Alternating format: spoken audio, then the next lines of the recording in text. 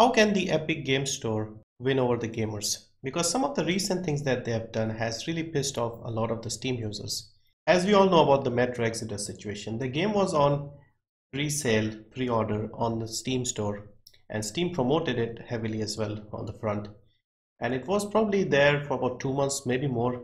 At the last moment, the game was pulled away from the Steam store and has been made exclusive on the Epic Game Store. I would like to say that some of the blame, in fact, I would say most of the blame should go to the publisher of Metro Exodus, Deep Silver, instead of the Epic Game Store. I mean, Epic Game Store deserves a lot of the blame as well, but I think in this case, more of it should go to Deep Silver because they were happy to promote their game on Steam and they were getting the pre-orders, and at the last moment they decide to move over to the Epic Game Store. Now, judging by some of the comments and watching some of the other videos, it seems that this deal was done beforehand and they waited until the last moment to switch their game over to the Epic Game Store. So this move by Epic Game Store is actually harming their reputation more than all the good they could potentially do by being a decent competitor.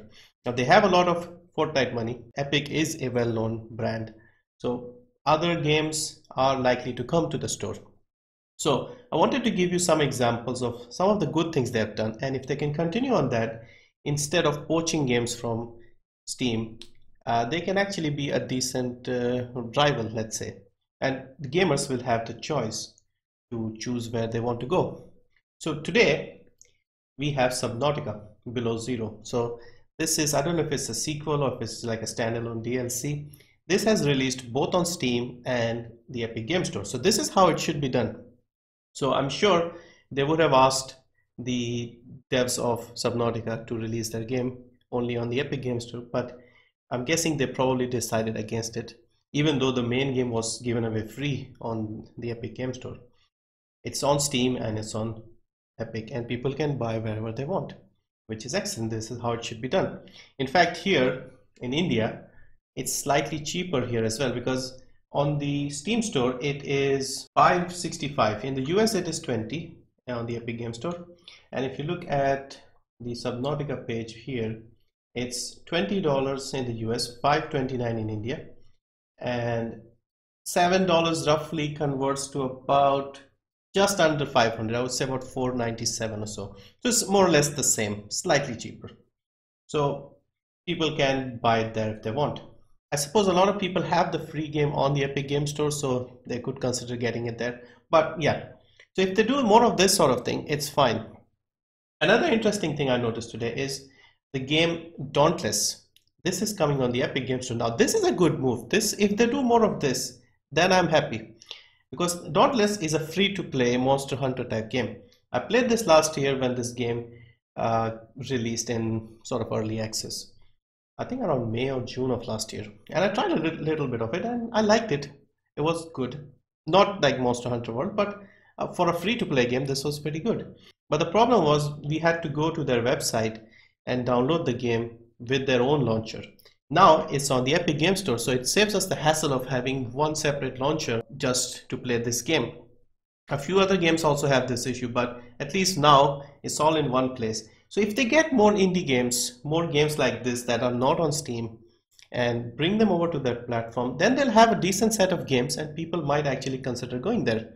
Because I wanted to play this game, but I did not want to download the launcher just for one game from their website, so I hadn't bothered. But now that it's on Epic, I have the Epic Game Launcher installed, I have downloaded some of the games.